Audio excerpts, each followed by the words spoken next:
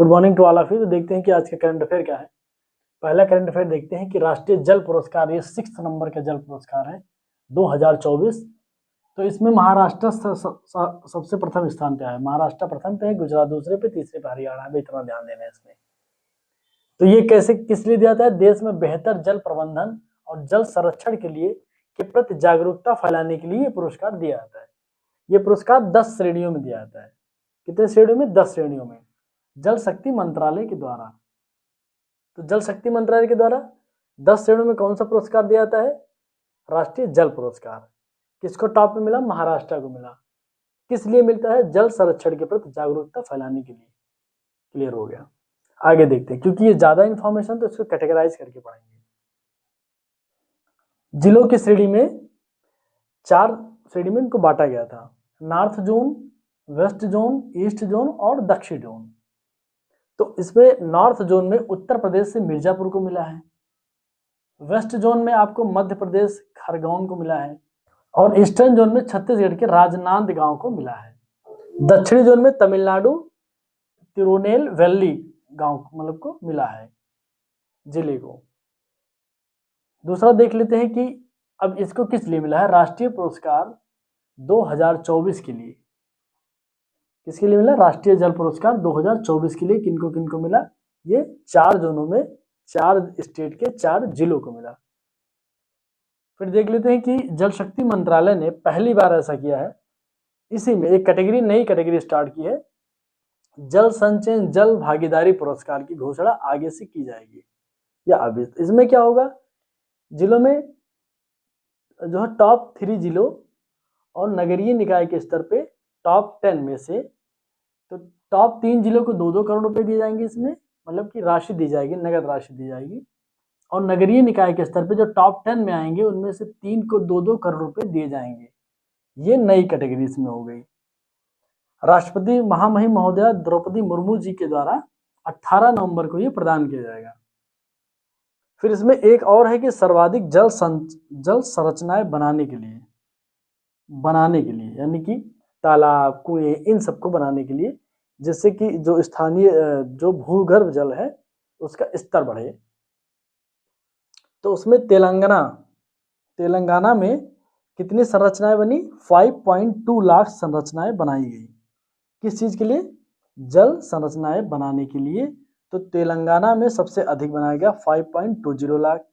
छत्तीसगढ़ में बनाया गया 4.05 लाख संरचनाएं बनाई गई। और राजस्थान में 3.64 लाख संरचनाएं बनाई गई। ये इसका डेटा है। अगली खबर देखते हैं कि business reform action plan award 2024 Uttar Pradesh को मिला है। इसमें ईज ऑफ डूइंग बिजनेस में टॉप अचीवर्स में 2022 में ये पुरस्कार भी उत्तर प्रदेश सरकार को मिला था। प्लस लॉजिस्टिक रैंकिंग में 2022, 23 और 24 में ये पुरस्कार किसको मिला? उत्तर प्रदेश सरकार को मिला। किस में मिला? लॉजिस्टिक रैंकिंग में, यानी कि लॉजिस्टिक के सुधार में जो रैंकिंग होती है उसमें उत्तर प्रदेश सरकार को 22, 23, 24 में लगातार ये पुरस्कार मिला है। ये पुरस्कार देता कौन है? वाणिज्य और उद्योग मंत्रालय के द्वारा दिया जाता है इसको। तीसरा देख लेते हैं कि बुके नहीं बुक दे अभियान के तहत, बुके नहीं बुक दे अभियान ये कहाँ का है? उत्तर प्रदेश का अभियान है ये। तो इसमें ये कहा गया है कि परिषदीय स्कूल एवं राजकीय माध्यमिक विद्यालयों में आयोजित विशेष कार्यक्रमों में प्रतिभागियों को और विजेताओं को फूल, ट्रॉफी या स्मृति चिन्ह के स्थान पर अब पुस्तकें भेंट की जाएंगी। अब क्लियर हो गया?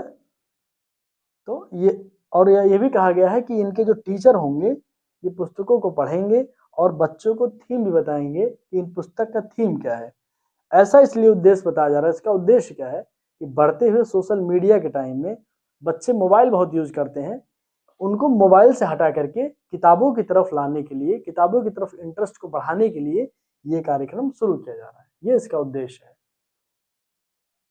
चौथा देख लेते हैं कि ईज ऑफ डूइंग बिजनेस किसको मिला है? राजस्थान को प्रथम स्थान मिला है।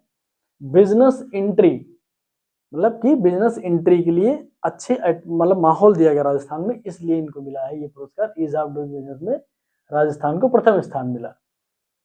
Department of internal trade government of India के द्वारा यानी भारत सरकार के उद्योग संवर्धन एवं आंतरिक व्यापार विभाग के द्वारा ये दिया जाता है। राष्ट्रीय जल पुरस्कार देखिए 2024 माफ करिएगा 5वां खबर देखते हैं, इसी का पार्ट था कि JBC ग्राउंड ब्रेकिंग सेरेमनी। वैसे तो हिंदी में ग्राउंड ब्रेकिंग को अलग लिखते हैं, इंग्लिश में इसका मतलब इंग्लिश में एक ही लिखते हैं, इसका अर्थ होता है भूमि पूजन। तो सेरेमनी 5 उत्तर प्रदेश औद्योगिक विकास प्राधिकरण के द्वारा शुरू किया जा रहा है।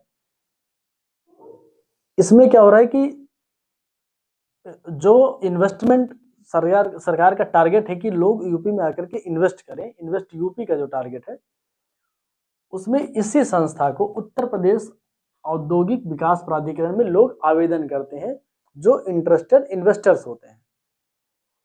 तो इसमें देख लेते हैं कि सबसे इसमें कुछ मतलब जो है उसमें भाग में डिवाइड किया गया है, देखा गया कि इसमें कितने इन्वेस्टमेंट के आवेदन आए अभी तक।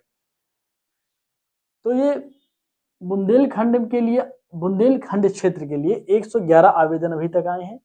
पूर्वांचल के लिए 374 आवेदन आए हैं। पश्चिमांचल के लिए 2815 आवेदन आए हैं और मध्यांचल के लिए 476 प्रस्ताव आए हैं इन्वेस्टमेंट के लिए। आप देख रहे होंगे कि पश्चिमांचल में ज्यादा आवेदन आए हैं। अगर ये भी पूछा जाए कि इन अंचलों में सबसे अधिक आवेदन कहाँ है, तो पश्चिमांचल में आए। ये पूछ ले सबसे कम आवेदन कहाँ है, तो बुंदेलखंड में आए। ये प्री के आधार पर हो सकता है और मेंस के आधार पर फिर देख लेते हैं कि बुंदेलखंड एवं पूर्वांचल में ठीक है निवेश के लिए भूखंड। अब ये प्री में तो नहीं आएगा, लेकिन आप जब मेंस में लिखेंगे तो जो प्रोत्साहन नीति आई उसमें कहा गया कि इनके भूखंड को भी रेट भी अलग अलग डिसाइड किए गए। तो जैसे कि बुंदेलखंड और पूर्वांचल के लिए 2000 रुपये प्रति वर्ग मीटर जमीन है दिया गया जो निवेश करना चाहते हैं। मध्यांचल में से लखनऊ, हरदोई और ये सभी जिले, कानपुर नगर, ये सब आते हैं, 10 जिले इसमें। तो 2500 रुपये प्रति वर्ग मीटर इसमें जमीन दी गई जो निवेश करना चाहते हैं। सेम ही पश्चिमांचल आप पश्चिमी उत्तर प्रदेश आप समझ रहे होंगे, तो 3000 रुपये प्रति वर्ग मीटर जमीन इनको प्रोवाइड कराई गई है। क्यों प्रोवाइड कराया गया? कि लोग आए इन्वेस्ट करें। ये अब देखिए, ये जो इन्वेस्टमेंट के लिए जो बताया जा रहा है किसके द्वारा, एक टीम बनाई गई है, इन्वेस्ट यूपी टीम है, जो जा करके निवेशकों से, इन्वेस्टर्स से मिलती है, बात करती है, बताते हैं कि उत्तर प्रदेश सरकार इन्वेस्टमेंट के लिए प्रोत्साहित कर रही है। आप लोग आए, आपको रीजनेबल रेट पे जमीनें भी दी जाएंगी और इन्वेस्ट करें। तो अभी देखते हैं कि टारगेट क्या है। इन्वेस्टमेंट का टारगेट जो है 5 लाख करोड़ रुपए है। तो ये इसमें इतनी जानने वाली बात है। और अगली खबर देखते हैं हम लोग। तो हम देखते हैं कि उत्तर प्रदेश निर्यात प्रोत्साहन नीति क्या है, यानी एक्सपोर्ट प्रमोशन पॉलिसी क्या है 2025-30। तो इसमें ऐसे कई चीजें शुरू की गई हैं, 4-5, इसमें 6 हैं, हम डिस्कस कर लेते हैं एक एक करके। पहला है कि बंदरगाहों तक माल पहुंचाने में उत्तर प्रदेश सरकार एक प्रोत्साहन नीति दे रही है।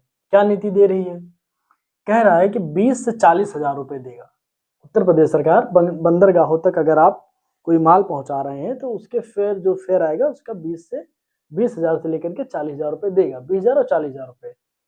ये कुल भाड़े का अधिकतम इसमें 2 है, या तो 20 हजार या 40 हजार रुपए, या फिर कह रहा है कुल भाड़े का 30%। इसमें कहा जा रहा है जो कम होगा, यानी कि अगर 20 हजार मतलब कुल मिला के 20 हजार ही मैक्सिमम होगा, समझिए, और 40 हजार मैक्सिमम होगा। अब अगर किसी भाड़े का मैक्सिमम 30% अगर निकालते हैं 21 हजार पहुंचे तो नहीं देगा, मतलब देगा 20 ही हजार रुपये।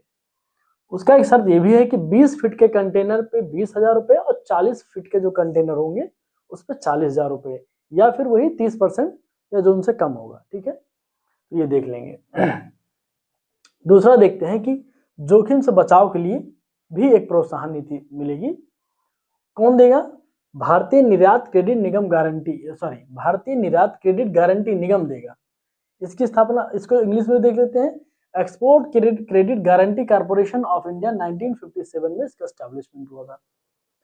तो अगर यहां से निर्यात साख बीमा यानी क्रेडिट, एक्सपोर्ट क्रेडिट अगर इंश्योरेंस करा लेते हैं तो कितना प्रोत्साहन नीति मिलेगा? कराने पर जो प्रीमियम होगा उसका 30% या 5 लाख रुपए मैक्सिमम, समझ गए बात को, या 30% मिलेगा या फिर 5 लाख रुपए उसकी अपर लिमिट है, ये राशि दी जाएगी। इसमें एक शर्त ये है, कहा जा रहा है कि पिछले 3 वर्षों में, पहली चीज तो कंपनी कम से कम 3 वर्ष पुरानी होनी ही चाहिए। फिर कहा जा रहा है कि पिछले 3 वर्षों में 5 करोड़ का औसत निर्यात होना चाहिए उस कंपनी का, उसी कंपनी को ये लाभ मिलेगा। कहने का तात्पर्य भी है कि कोई कंपनी अगर 2 साल पुरानी है फिर भी 5 करोड़ रुपए हो गए तो उसको नहीं मिलेगा। कम से कम 3 वर्ष, पिछले 3 वर्षों में जो निर्यात कर रहा है उसका औसत 5 करोड़ रुपए होने ही चाहिए।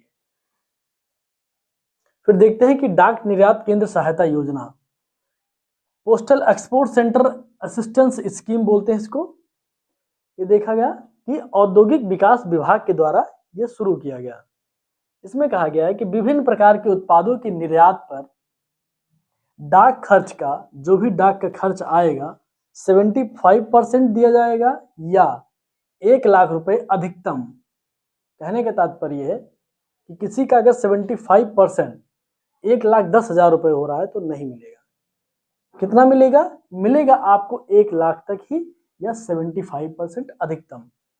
कैसे मिलेगा? प्रतिवर्ष प्रति निर्यातक, 1 साल में ये दिया जाएगा पर निर्यातक में, जो जितने भी निर्यातक होंगे उन सभी को दिया जाएगा। इसमें कहा जा रहा है कि हर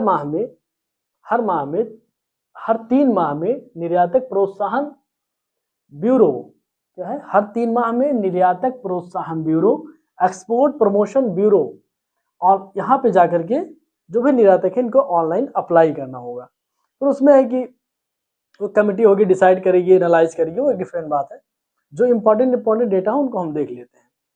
चौथा है इस नीति में कि निर्यात प्रदर्शन आधारित प्रोत्साहन योजना, कि निर्यात के प्रदर्शन के आधार पर जो उनको प्रोत्साहन दिया जाएगा, तो इसको बोलते हैं export performance based incentive scheme. शर्त क्या है? वर्ष दर वर्ष निर्यात में बढ़ोतरी होनी चाहिए। जो भी ऐसी संस्थाएं, निकाय है जो निर्यात कर रही है तो उसकी शर्त पहली ये है कि हर वर्ष उसका ग्रोथ होना चाहिए निर्यात में। जैसे मान लो आज पिछले साल 1 करोड़ था तो इस बार 1 करोड़ 10 लाख हो गया या 1.5 करोड़ हो गया, तो कहा जा रहा है कि जो बढ़ोतरी होगा, यानी कि 1 करोड़ का 10 लाख अगर बढ़ा, 1 करोड़ 10 लाख हो गया इस वर्ष, पिछले वर्ष 1 करोड़ था, तो उस 10 लाख पे का 1% क्या हो जाएगा? बढ़ोतरी का 1%, या कह रहा है कि 20 लाख मिनिमम, या क्या होगा? 20 लाख, सॉरी मैक्सिमम। बात क्लियर हो गई? फिर से बता देते हैं कि जो बढ़ोतरी होगा उसका या तो 1% होगा या अपर लिमिट उसकी है कि 20 लाख मैक्सिमम बस का प्रोत्साहन दिया जाएगा। इसमें भी एक शर्त और है कि जो इकाइयां कम से कम 3 वर्ष से निर्यात कर रही हों, वो इसका बेनिफिट उन्हीं इकाइयों को मिलेगा, उन्हीं संस्थाओं को मिलेगा जो पिछले 3 वर्ष से कम उनका रजिस्ट्रेशन हुआ हो, निर्यात कर रही हो। आप समझ गए? कहने का तात्पर्य है कि अगर कोई कंपनी 2 साल पहले निर्यात करना शुरू की तो उसका बेनिफिट उसको नहीं मिलेगा, कम से कम 3 वर्ष होने ही चाहिए। 5वां इंपॉर्टेंट देख लेते हैं कि विदेश में सेवा क्षेत्र में प्रदर्शनी के, अब इसमें ये पूरा सेगमेंट क्या है कि प्रदर्शनी का आयोजन, मेले का आयोजन, भाग लेने के लिए इनके लिए प्रोत्साहन राशि क्या दी जा रही है। तो लिखा, बहुत ध्यान से देखिए कि विदेश में सर्विस सेक्टर में, ध्यान रखिएगा, क्षेत्र की प्रदर्शनी व मेले के आयोजन के लिए क्या होगा? सेवा क्षेत्र के निर्यातकों को विदेश में होने वाले मेलों में भाग लेने के लिए, ठीक है, निर्यातकों को मेले या प्रदर्शनी में स्टॉल के लिए लागत का 75% या 2 लाख जो कम होगा दिया जाएगा। आप समझ गए बात को? तो सेवा क्षेत्र में निर्यातकों को विदेश में होने वाले मेले में भाग लेने के लिए भी इनको दिया जाएगा। मान लो कोई ऐसी संस्था या निकाय है जो कोई प्रदर्शन हो रहा है या मेला लग रहा है, प्रदर्शनी हो रही है विदेश में, वो जा रहा है और उत्तर प्रदेश सरकार को इन्फॉर्म कर रहा है कि हम इस उद्देश्य से जा रहे हैं, तो उसको भी प्रोत्साहन दी जाएगी। और अगर वहां पे कोई स्टॉल लगा रहा है, मेले या प्रदर्शनी में स्टॉल लगाने के लिए जो भी लागत आता है उसका 75% या 2 लाख जो कम हो, आप समझ गए बात को, वो दिया जाएगा प्रोत्साहन नीति। कहने का मतलब किसी का लागत अगर मान लीजिए वहां पे आ रहा है स्टॉल लगाने का या आयोजन में पूरा भाग लेने का, 75% उसका 2 लाख से ज्यादा हो गया तो सरकार नहीं देगी। सरकार देगी या 75% या 2 लाख रुपए, जो कम हो। समझ गए आप बात को? तो ये है। तीसरा देखते हैं कि अगर अंतर्राष्ट्रीय मेले या प्रदर्शनियों में भाग लेने के लिए वायुयान के किराए के लिए 75% या 1 लाख मैक्सिमम दिया जाएगा। कहने का तात्पर्य फिर क्या है, फिर से क्लियर कर देते हैं कि जो भी संस्था का मालिक है, मान लो मैं किसी कंपनी का मालिक हूँ, मैं प्रदर्शनी लगाने विदेश में जा रहा हूँ, मेरा कोई वायुयान का खर्चा आएगा, मेरे खर्चे का यानी कि वायुयान के खर्चे का 70 यानी फेयर कह सकते हैं कि 75% या 1 लाख मैक्सिमम दिया जाएगा। अब आप समझ गए होंगे। दूसरा देखते हैं, अंतर्राष्ट्रीय स्तर की प्रदर्शनी मेलों का आयोजन यदि भारत में हो रहा है, आप समझिए बात को, ये अंतर्राष्ट्रीय मेले के प्रदर्शन का मतलब कहते हैं अगर विदेश में हो रहा है तब मैं जा रहा हूं। दूसरा है कि अंतर्राष्ट्रीय स्तर की प्रदर्शनी या मेला का आयोजन अगर भारत में हो रहा है, समझ गए आप, तो आयोजक इकाई को स्थल पर किराया खर्च कर, जो भी किराए का खर्च होगा उसका 75% या 50,000 रुपए दिया जाएगा। फिर इसमें एक और चीज है कि जो संचालक होगा, यानी कि अगर यहाँ पे आयोजन हो रहा है तो कोई संचालन कर रहा होगा, जो कंपनियों को बुला रहा होगा अंतर्राष्ट्रीय और नेशनल स्तर पे, तो उस संचालक के बस या रेल किराए का 75% या फिर 25,000 रुपए की राशि दे होगी। आप समझ रहे होंगे। एक बार अगर आपको कंफ्यूजन लगता है इसका स्क्रीनशॉट लेकर के फिर पढ़ लीजिएगा। फिर है कि विदेश में प्रदर्शनी, अगर विदेश में प्रदर्शनी या बायर सेलर मीट को, यानी कोई मीटिंग हो रही है बायर सेलर की विदेश में, फॉरेन में, तो आयोजन करने ठीक है, आयोजन करने वाले यानी आयोजक को कुल व्यय का 75% या 1 करोड़ रुपए मैक्सिमम दिया जाएगा। इसमें शर्त ये होनी चाहिए, इसको फिर से मैं एक बार बता रहा हूं कि विदेश में प्रदर्शनी या बायर सेलर मीट, यानी मैं एक कोई व्यक्ति हूं इंडिविजुअल और मैं विदेश में जा रहा हूं बायर सेलर मीट करने के लिए कि हमें बेचना है, उसको खरीदना है, उसकी मीटिंग कर रहा हूं मैं, तो मैं आयोजक हो गया, तो मुझे क्या मिलेगा, कुल व्यय का जितना भी खर्चा होगा 75% या 1 करोड़ रुपए मिल जाएगा मुझे। इसमें शर्त ये एक है इसमें कि इन आयोजनों में कम से कम 20 सेवाएं इकाइयों के प्रतिभाग लेने चाहिए, यानी कि कम से कम सर्विस सेक्टर से जुड़ी 20 इकाइयां इसमें भाग ले रही हों, ये शर्त है इसकी। इसमें एक और इंपॉर्टेंट है कि भारत में अंतरराष्ट्रीय बायर सेलर, ये क्या था अभी, विदेश में अंतरराष्ट्रीय बायर सेलर था, ये क्या है, भारत में अंतरराष्ट्रीय बायर सेलर मीट के लिए आयोजक को कुल व्यय का 75% या 75 लाख मैक्सिमम वित्तीय प्रोत्साहन फाइनेंस इंसेंटिव दिया जाएगा। आप समझ गए। इसमें 75% या 75 लाख, और अगर यही चीज हम सेम विदेश में अगर कर रहे हो तो 75% या 1 करोड़ हमें दिया जाएगा मैक्सिमम। तो ये रहा उत्तर प्रदेश निर्यात प्रोत्साहन नीति 2025-30। तो ये रही आज की खबर। बहुत बहुत धन्यवाद आप लोगों को। मेरे चैनल को लाइक करें, सब्सक्राइब करें, शेयर करें।